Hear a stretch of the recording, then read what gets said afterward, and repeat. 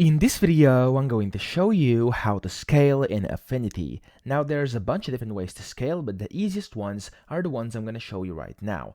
Now, the first thing you can do whenever you have like an object, image, whatever, you can click on it, and to scale it, you could either drag these corners over here. So we have 4 of them, as you can see, and you could kind of drag this out like this, and you could also kind of squish it, make it a bit wider, make it taller, or a bit more narrow. Of course, you can do whatever you want. So that's one way to do this, and you can do this in any of these corners. Okay, of course this is going to extend to one of the directions. However, if you want it to go like symmetrically, you want to hold down your shift key, and when you hold down your shift key, no matter where you go with your mouse, you can just upscale it or downscale it, and what's going to happen is it's basically going to stay the same. Okay, so it's going to stay the same, it's going to stay symmetrical like that. It's going to go as you would probably want it to go. Okay, so that's very useful to know. Now, of course, you could also make it wide if you just use this over here. So this kind of right hand side, you can just drag it out, it's going to get wider. Same thing for the left hand side here, for the top as well, and for the bottom as well. Okay, so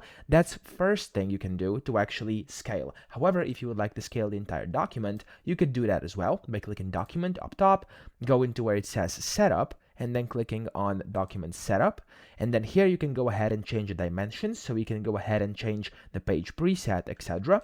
Or you could also go to document setup and then click on the resize, and then here you could either resize a document or the canvas. So I'm going to do document right now, and as you can see, you'll then be able to resize this. So for example, let's say I want to make this like it is over here, but I'm going to turn this into, let's just do 500 over here, and let's actually link it. There we go. I'm going to click on the resize, and it's basically going to rescale this. So that's how you do it. I hope this video helped you out. If it did, please subscribe to the channel and help me out as well.